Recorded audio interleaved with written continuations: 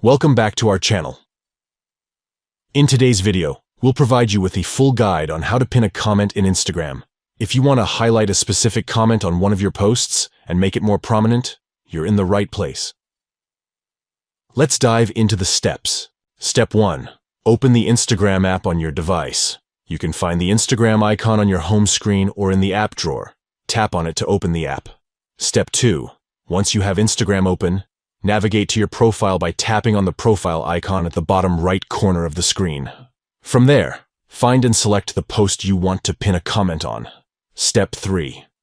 On the post, scroll down to the comment section. You can find it below the post's content. Tap on the comment section to open it. Step 4. Once you're in the comment section, find the specific comment that you want to pin.